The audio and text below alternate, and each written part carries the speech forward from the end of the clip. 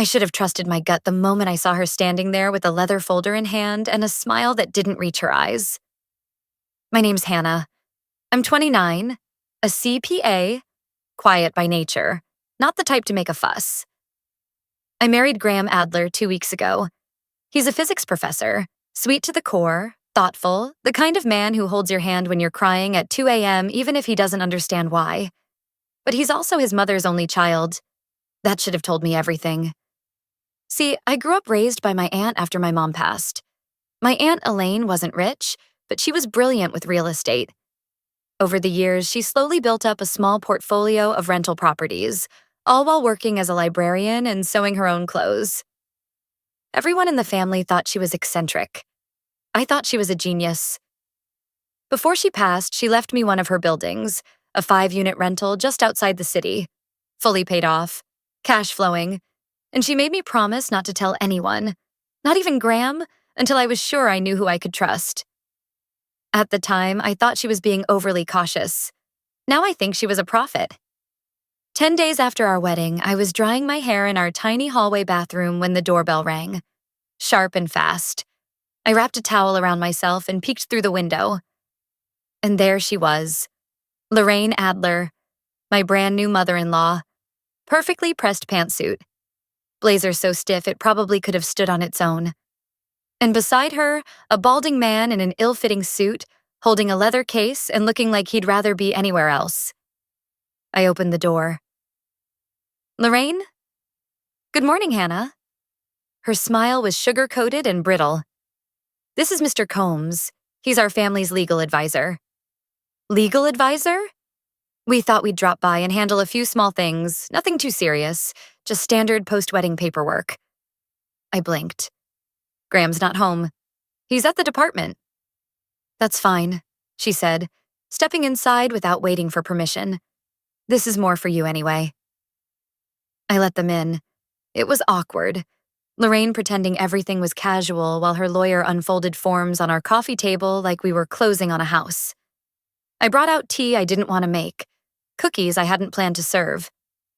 Lorraine sipped like she owned the room. Now that you're part of the family, dear, we just want to make sure things are properly aligned. Financially. I nodded slowly, heart starting to thud. What kind of alignment? She smiled, sharp this time. Just a simple postnup agreement. You signed to confirm that neither of you brought any significant premarital assets into the marriage. If you did, you just list them now so everything's clean going forward. Fairness and clarity. That's all. I stared at the paper, and there it was, in print. A clause that said if any previously undisclosed assets came to light later, they'd automatically be considered shared property. My blood ran cold. This wasn't about fairness. It was a trap. A legal one.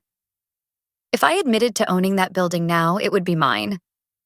But if I signed and stayed silent and the truth came out later, I'd be forced to split it. Unless I could prove it had been clearly declared before. I looked at Lorraine. She was watching me like a hawk in pearls. I tried to steady my voice. I'd rather wait until Graham gets back. We'll go over this together. Her expression didn't crack, but her tone did. Oh, Hannah, she said, setting her teacup down a little too hard. This isn't complicated. We're trying to protect you too, you know. It's not like you have anything to hide, right? That was the moment I knew she suspected something. I smiled tightly and pushed the papers back across the table. I'm not signing anything without my husband. Mr. Combs looked relieved, like he'd been holding his breath for the last 20 minutes. But Lorraine just leaned back, folded her hands, and said calmly, Well, I guess we'll have that conversation again. Soon. And the way she said soon, it wasn't a threat. It was a promise. That night, when Graham came home and asked what his mom wanted, I lied. And that lie, that one moment, was the beginning of everything that came next. After that morning with Lorraine and her lawyer, things changed. Not outwardly. On the surface, everything stayed the same. She still showed up on Sundays with homemade lemon bars and unsolicited throw pillows. Still called me sweetheart and complimented my curtains with that tight, sharp-lipped smile of hers. But underneath, I could feel it. She was digging. And I mean that literally. 2 days after I refused to sign that postnup, I got a LinkedIn message from an old classmate. She said a friendly woman had called her pretending to be from a finance networking group, asking questions about me, my work history, my certifications, even what I did before I passed the CPA exam. I didn't even need to guess who it was. When I brought it up to Graham, he laughed it off. "You're probably just overthinking it," he said, holding up his hands like I was being dramatic. "Mom gets a little intense sometimes, but she means well." I wanted to scream. Instead, I just nodded, went back to washing dishes, and told myself to breathe. But it got worse. Every dinner with his side of the family started to feel like I was walking into an interrogation room. His Aunt Gloria would ask things like, "So, Hannah, you ever think about getting into real estate?" I hear it runs in your side of the family.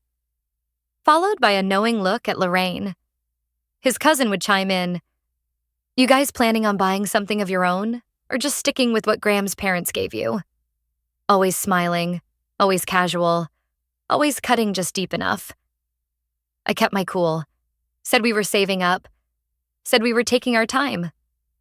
But inside, I felt like a hunted animal. Graham noticed I was quiet, but he didn't press. He'd grown up thinking his mom's manipulations were normal. Cute even. Just part of her strong personality. And I didn't want to drive a wedge between him and the woman who raised him. Not yet. Then came the night that confirmed everything. We were at Lorraine's house for dinner. Pot roast and tension. At some point, Lorraine excused herself and disappeared upstairs. 10 minutes later, her sister Gloria pulled out her phone and casually started scrolling through photos. She turned the screen toward me, all smiles. "Hey, this isn't your building, is it?" I froze. It was. One of the rental units. My aunt's old place.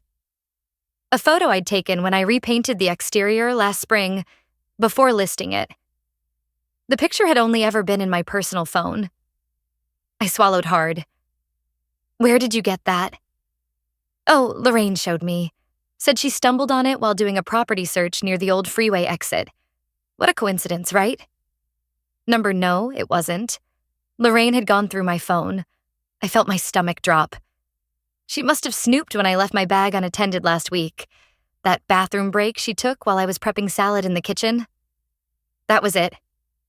I excused myself early, claiming a headache. Graham stayed behind to help clean up. I went home, locked the door, and cried into a towel so no one in the building would hear me. This wasn't just overbearing mother-in-law territory anymore. This was surveillance. I didn't sleep. I didn't even sit down. I just paced for hours, thinking of what to do, how to protect myself, how to protect the apartment. I kept hearing my aunt's voice in my head, the way she said, "Never let anyone take control of what's yours. Not even if they call you family." By the time Graham got home, I was calmer. He looked tired, a little confused. "Mom said you weren't feeling well. Everything okay?" I looked him in the eye and asked, "Did she tell you about the property?" He paused, then said, "Yeah. She mentioned something." And that's when it hit me. She already told him. She didn't wait for me. She didn't give me a chance to explain. She just went ahead and painted her version of the story. God knows what she said. That I was hiding things. That I didn't trust him. That I was setting up a backup plan in case the marriage failed. And the worst part? He didn't defend me. Not once did he ask me why I hadn't said anything. He just let her shape the narrative. Let her cast the doubt. I felt something cold rise up in my chest. Something that felt a lot like betrayal. He sat down across from me, sighing. "Hannah, you should have told me." I nodded slowly. I should have. But I didn't apologize. Because deep down, I wasn't sorry. I wasn't wrong. I was just alone. And at that moment, I realized something else. Lorraine hadn't just been hunting for my secrets. She'd been hunting for control. And now she had it, unless I found a way to take it back. I didn't sleep that night. After Graham sat across from me and quietly said, You should have told me. Something inside me broke. Not like a dramatic shatter, more like a subtle hairline crack that you don't notice until the whole thing starts leaking. And it was leaking now, all over my sense of trust. I couldn't stop thinking, why didn't he ask what I had to say before hearing it from her? He didn't press. He didn't yell. But he also didn't defend me. And that silence? It said more than any accusation ever could. The next morning, I got up early, packed a small bag, and left for my office. I told Graham I needed time to think. He just nodded. I could tell he didn't know what to do with this version of me, the one that stopped softening everything for his comfort. By lunchtime, I wasn't working. I was staring out the window of a downtown cafe, drinking coffee I didn't even want, asking myself the same question over and over. What happens to a marriage when your spouse listens to his mother more than he listens to you? I thought about Anna Lane, about how she'd warned me. Love is blind, but trust is deaf, she once said. I didn't get it back then. Now I did. Graham didn't stop loving me. He just stopped hearing me. That night, I didn't go home. I went to stay with my friend Trina, who had an extra room and didn't ask too many questions. I needed quiet, distance, space to think without the sound of Lorraine's voice echoing in my head like she owned it. 2 days later, Graham texted, "Can we talk?" Just us. I agreed, with one condition: neutral ground. I wasn't stepping foot in our apartment until I knew whose side it really belonged to. We met at the little pier near the lake, the one we used to walk along when we were dating. He looked tired. The wind was cold, and I wrapped my coat tighter, waiting for him to speak. "I didn't mean to make you feel cornered," he said quietly. "That's exactly how I feel, Graham. Like I'm on trial, in your mother's courtroom." He exhaled hard. She has this way of getting under people's skin. I know she crossed a line." "A line?" "Graham, she hacked my life. She stole private photos off my phone. She fed you a version of the truth that served her." "I know. I do. And I told her to back off." "Did you really?" I asked. "Because from where I'm standing, it looks like she played puppet master, and you just went along with it." He didn't answer, and that silence, again, was deafening. I looked out at the lake, trying to swallow the lump in my throat. "You want to know why I didn't tell you about the building?" "Because I knew the second she found out, she'd make it about her. About what I owed. About what was fair. She doesn't want a daughter-in-law, Graham. She wants a shareholder." "I get it now," he finally said. "I didn't before, but I do now. And I want to fix this." I turned to him. "Then it's simple. Set the boundary. For real this time. No more financial talks with your mom. No more surprise visits. No more advice about our future unless we invite it." He nodded slowly. "Okay." And just like that, we hugged. Tight. But it wasn't a fairy tale fix. There was tension still wrapped inside the embrace, like a note that hadn't resolved yet. But at least we were finally reading from the same sheet. Or so I thought. 2 nights later, Lorraine showed up again. Not at my door this time, but at my tenant's. She went to my building. My building. Told my tenant she was handling ownership transitions and needed to inspect the plumbing. My tenant, bless her, immediately texted me. Sent a photo of Lorraine standing outside Unit 3 holding a clipboard like she was the damn landlord. I drove over in a fury. By the time I got there, she was already inside, walking around like she had keys to the kingdom. "What the hell are you doing here?" I asked, barely holding it together. Lorraine didn't even flinch. She smiled. "Well, I figured since you and Graham are married, it's technically part of family assets now. I have a right to see it, don't I?" That's when I realized this woman wasn't just snooping anymore. She wasn't just testing me. She was staking her claim. And Graham? He knew.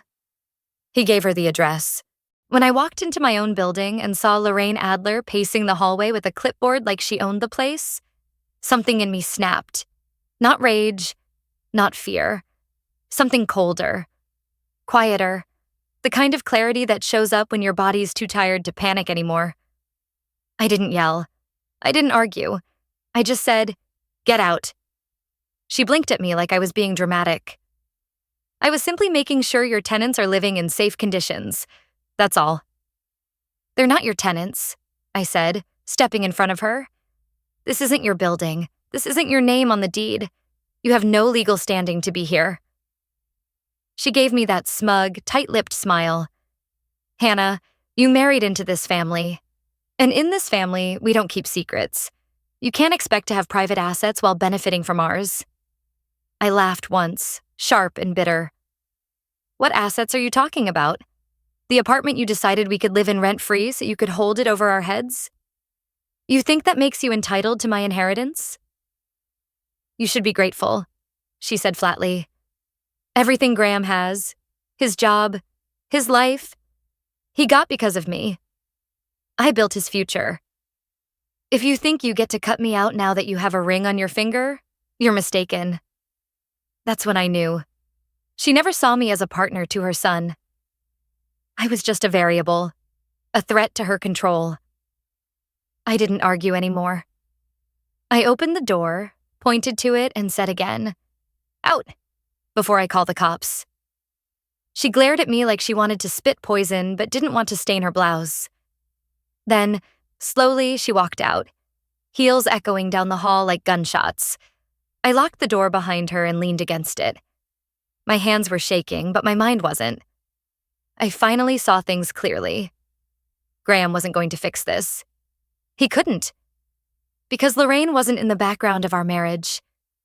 She was the third person in it. That night, I waited until Graham came home. He walked in like he'd just come from a funeral. Head low, eyes already full of guilt. I didn't give her permission to go inside. He said quietly, "I swear, I told her about the building after we talked, but I never—" "You gave her the address." "I didn't think she'd go there." I nodded. "But she did. And that's the problem. You never think she'll go that far. Until she does. And then it's too late." He sat down, rubbing his face. "I'm stuck in the middle." "No," I said gently but firmly. "There is no middle. There's me, and there's her. And you've spent this entire marriage trying to keep both happy." He looked up. "So what do you want me to do?" I took a deep breath and handed him an envelope. Inside was a signed legal document, a notarized trust deed. He opened it and his eyes widened. "You transferred the building?" "To a separate trust," I said. "In my name. Untouchable. Protected. I consulted an attorney this morning. No one, not you, not your mother, not even I can sell or touch the property without court review for 5 years." He blinked, stunned. "Why would you do that?" "To make sure no one gets the idea that they can circle me like a vulture again." He shook his head, disbelief creeping into his face. "You don't trust me?" "I trust you," I said, "but I no longer trust who you become around her." That landed. He didn't deny it. Didn't get angry. Just sat there. Silent. But I wasn't done. "I also met with a realtor today," I added. "We're moving out of your parents' apartment next month. I'll pay the rent. You can help or not. But I'm done living under someone's thumb." I stood up to leave the room, thinking that was it. That this was my big final move. But Graham stopped me with just 5 words. "There's something I need to say." I turned, cautious. "What?" He hesitated, then looked me dead in the eye. "She put our names on a loan, months ago, without asking, using our marriage license." I froze. My stomach dropped. "What kind of loan?" I whispered. "A restaurant investment. One she thought we'd eventually want to take over." "It's in default. If they call it in, we're both liable." He couldn't even look at me after that. And I couldn't feel my legs. She didn't just invade my marriage. She tied my name to her debt. I didn't cry when Graham told me about the loan. I didn't scream. I didn't throw anything. I just sat there, numb, while the room filled with the sound of a marriage cracking wide open. She forged our names, used our marriage certificate, took out a loan in both our names, without asking, without warning. And now the investment had tanked, the payments were past due, and the lender was circling. The worst part? Graham knew about it for weeks. He just hadn't told me. He said he'd been trying to fix it quietly. Said he thought he could talk her out of it. Maybe find a buyer for the restaurant before things got serious. But it was already serious. We were on the hook for $112,000. That night, I didn't sleep. I walked for hours in the rain, no umbrella, no direction, just walking, letting the cold wake me up from the dream I'd been trying to stay inside. By morning, I was done hoping. I called my attorney, filed an official fraud report, and then I walked into the bank and froze the joint account Graham and I had shared. I moved my savings to a new account, under the trust's name, untouchable. I didn't tell Graham ahead of time, but I did send him a copy of the report I filed, with Lorraine's name on it. 3 days later, a sheriff's deputy served her a notice. Lorraine called Graham screaming, called me a snake, a traitor, said I was tearing the family apart. No, Lorraine, you did that. I'm just the one who finally put it on paper. A month later, the bank launched a full investigation. Turns out, Lorraine had used not just our marriage license, but a fake authorization letter with my forged signature. The handwriting analysis was damning. The banker who processed the loan forgot to verify in person. They offered us a settlement, remove our liability if we agreed not to pursue legal action against the institution. I took it. But Lorraine? She wasn't so lucky. The restaurant lease was in default. Her credit tanked. Her business reputation, gone. Graham's uncle, who co-signed the restaurant loan, cut ties completely. Even her friends in the church group stopped calling. She was left with exactly what she'd built. Control over nothing and no one. Graham and I, well, we tried. We did 3 sessions of couples therapy, but I could tell. He still didn't fully see it. He kept saying, she's just scared of being left out. But fear doesn't excuse betrayal, especially not when it's repeated, especially not when it drags someone else down. So I moved out. Quietly. No fight, no speech, just packed my things and went. I kept the building. Lorraine never got a key again.